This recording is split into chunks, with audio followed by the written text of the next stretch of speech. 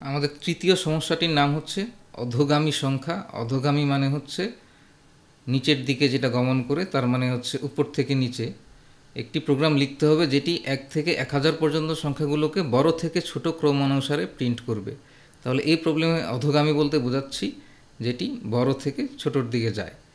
এবং ইনপুটটা কী হবে, প্রোগ্রামটিতে কোনো ইনপুট নেই, তো খুবই ভালো, আমাদের কোনো ইনপুট নেওয়া লাগবে না। তাহলে আউটপুটে কি, প্রতি লাইনে মোট 5টি করে সংখ্যা থাকবে এবং প্রতিটি সংখ্যা একটি ট্যাব ক্যারেক্টার দিয়ে আলাদা করা থাকবে। তার মানে তুমি যদি উদাহরণে দেখো, আউটপুটে কি আছে, 1000, 999, 998, 997, 996, এরকম 5টি সংখ্যা এক লাইনে, এবং প্রত্যেকটার মাঝখানে একটা ট্যাব ক্যারেক্টার আছে। তো এই ট্যাব ক্যারেক্টার কীভাবে প্রিন্ট করবে, /t, প্রিন্টএফে /t দিলেই কিন্তু ট্যাব ক্যারেক্টার প্রিন্ট হয়ে যাবে। এবং এভাবে একেবারে শেষ লাইনে কী থাকবে, 5, 4, 3, 2, 1। এবং এখানে মাঝখানের লাইনগুলো দেখানো হয় নাই, কারণ হচ্ছে নইলে অনেক জায়গা লাগতো স্ক্রিনে। তো তোমরা বরাবরের মতো এটিও প্রথমে নিজে করার চেষ্টা করো, তারপর সাবমিট করো। এবং যদি কয়েক ঘন্টা চেষ্টা করার পরও করতে না পারো, তাহলে চলো আমরা আমার কোডে যাই। তোমরা আমার কোড দেখে নিতে পারো, কিন্তু তার আগে আবারও বলছি, নিজে অবশ্যই চেষ্টা করবে। তো আমরা একটি ফাইল তৈরি করে ফেলি, probe3.c।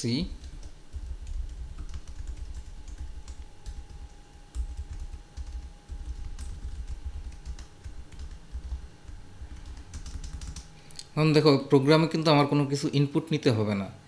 আমার কি করতে হবে, 1000 থেকে 1 পর্যন্ত আউটপুট দিতে হবে।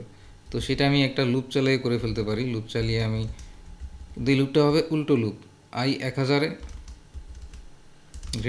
0, মানে i 1 পর্যন্ত হবে, এবং i আমি প্রতিবার কি করব, 1 করে কমাবো। এখন এক লাইনে তো আমার আবার 5টা সংখ্যা দিতে হবে, প্রিন্ট করতে হবে। তো সেই কাজটা আমি কীভাবে করব? তো এই 5টা সংখ্যা প্রিন্ট করার জন্য আমি যেটা করতে পারি সেটা হচ্ছে printf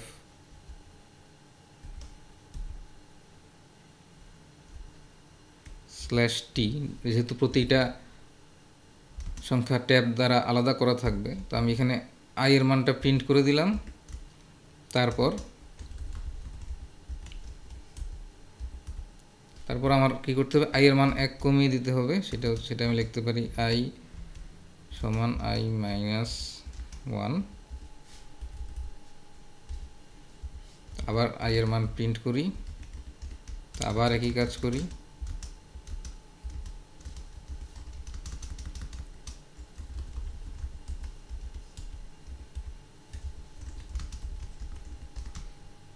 আবারও এর মান 1 কমিয়ে দিই।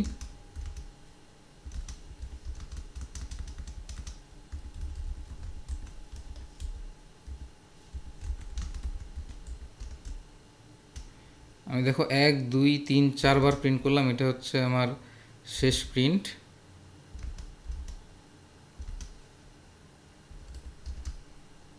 এবং পঞ্চমবারে আমি কি করব, পঞ্চমবারে কিন্তু /t দিব না, কারণ প্রথম 4টার পরে /t, পঞ্চমটার পরে আমি /n দিব, যাতে নিউ লাইন প্রিন্ট করে।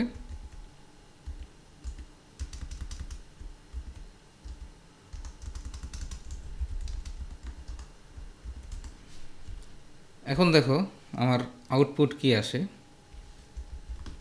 আমি প্রোগ্রামটা কম্পাইল করি। আমি আসলে i ডিক্লেয়ার করিনি,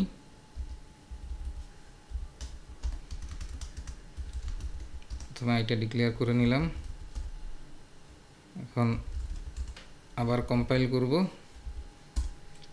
কম্পাইল হয়ে গেল। আর আউটপুটে তোমরা দেখো যে যেরকম চাচ্ছিলাম সেরকমই আউটপুট এসেছে। এখন একটা কথা বলা প্রয়োজন, তুমি যদি আমার কোডটা দেখো, যে আমি এখানে 5 বার printf ব্যবহার করেছি, কিন্তু এখানে যদি আমাকে বলতো এক লাইনে 100টা প্রিন্ট করতে, তাহলে আমি নিশ্চয়ই 100 বার printf ব্যবহার করতাম না। আমি তখন আরেকটি লুপ চালিয়ে জিনিসটা কন্ট্রোল করতাম। এখানে কেবলমাত্র 5 বার, এজন্যই আমি 5 বার প্রিন্ট করেছি, তাও জিনিসটা ঠিক হয় নাই। তো তোমাদের জন্য আমার কাজ হবে, কাজ দেয়া থাকবে যে তোমরা যে কোনো একটা ভেরিয়েবল দিয়ে আরেকটা লুপ ব্যবহার করবে, এবং লুপ ব্যবহার করে প্রোগ্রামটি করবে। এখন আমি এই প্রোগ্রামটি সাবমিট করব। প্রোগ্রামটি সাবমিট করার জন্য আমি প্রথমে এই প্রবলেমের অ্যান্সার ট্যাবে চলে গেলাম। অ্যান্সার ট্যাবে গিয়ে আপলোড এ ফাইল, আমার হচ্ছে প্রবলেম 3.c, ল্যাঙ্গুয়েজ হচ্ছে আমার সি, অথর হবে যে কোনো একটা নাম দিতে পারো তুমি, অনলাইন কোর্স 100 আমি দিলাম, সেন্ড সলিউশন। দেখা যাক অ্যাকসেপ্ট হয় কি না। তো রেজাল্ট কিন্তু অ্যাকসেপ্টেড, তার মানে আমাদের প্রোগ্রামটা সঠিক হয়েছে। তো তুমি যদি আমার কোডটা দেখে দেখে কোড করে থাকো, তোমাকে আমি আবারও পরামর্শ দিব নিজে এটা করার, আরেকভাবে করার। আমি যেমন একটা ফর লুপ ব্যবহার করেছি, তুমি ওই ফর লুপের ভেতরে আরেকটা ফর লুপ ব্যবহার করবে, যাতে তোমার প্রোগ্রামে কেবলমাত্র একটা বা সর্বোচ্চ 2টা প্রিন্টএফ তোমার ব্যবহার করতে হবে। সেটা ওইভাবে তুমি চেষ্টা করো। তো তোমাদের সাথে আবারও কথা হবে পরবর্তী লেকচারে।